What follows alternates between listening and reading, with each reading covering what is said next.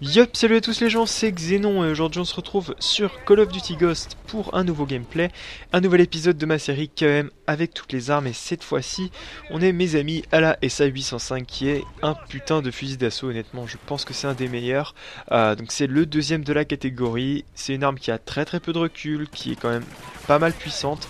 Pour les long shots c'est vraiment un pur bonheur, je pense qu'au niveau des long shots ça doit être la meilleure arme, avec la K12 elle est juste ultra stable. Donc je peux vraiment que vous conseiller de l'utiliser si vous galérez un peu à faire votre première KEM, et bien peut-être que vous aurez du succès avec cette arme là. Donc la particularité de ce gameplay c'est que j'étais avec un gros noob qui s'appelle Croque Madame et qui a aussi réalisé une KEM. Donc vous allez voir à la fin de la vidéo, en fait on envoie nos KEM en même temps.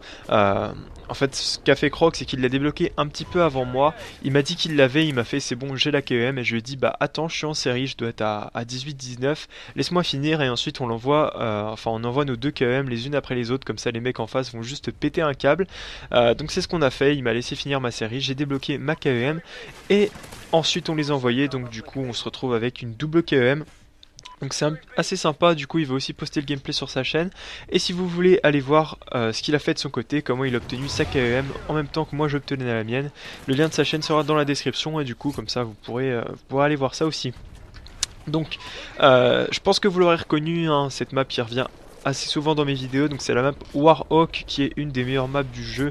Je pense qu'avec Strike Zone ça doit être ma préférée, même s'il y en a certaines qui sont plus grandes et que j'aime bien.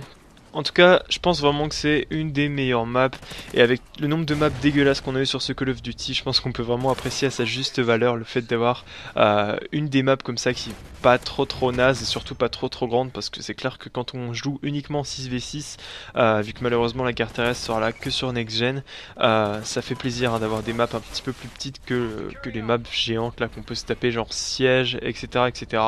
Donc dites-moi ce que vous en pensez, si c'est une map que vous aimez ou pas. Moi perso j'ai déjà sorti plein de gameplay dessus, du coup c'est vraiment une des maps pour lesquelles je peux rester dans un lobby même si ça campe de ouf, etc. Je préfère encore jouer cette map là plutôt que de changer de lobby pour me retrouver sur une map de merde.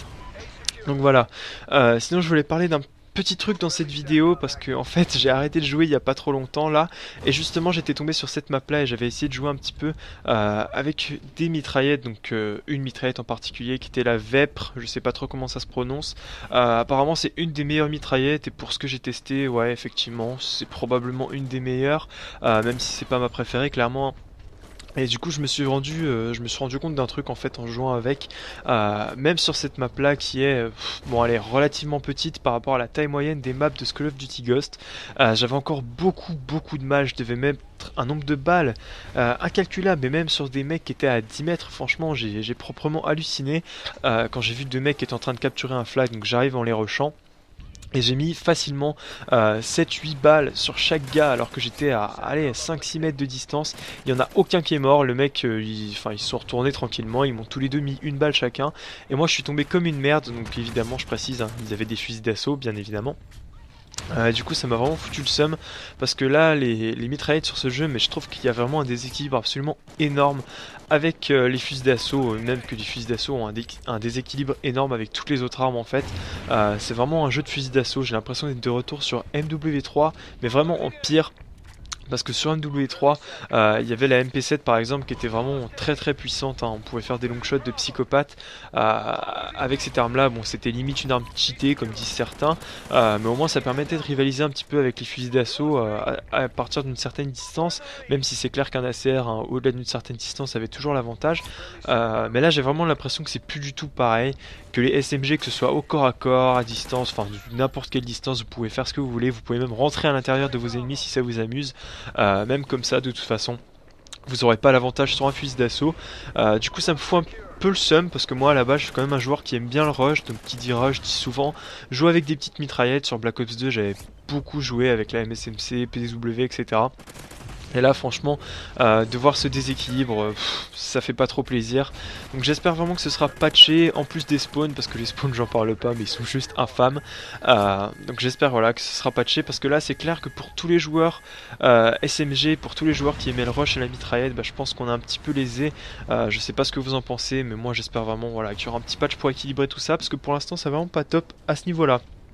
Bref, le gameplay va sûrement bientôt toucher à sa fin, donc j'espère en tout cas qu'il vous aura plu. Si c'est le cas, n'hésitez pas à mettre un petit like et à vous abonner à la chaîne si c'est pas encore fait. Et sur ce, moi je vous dis à la prochaine, portez-vous bien, peace.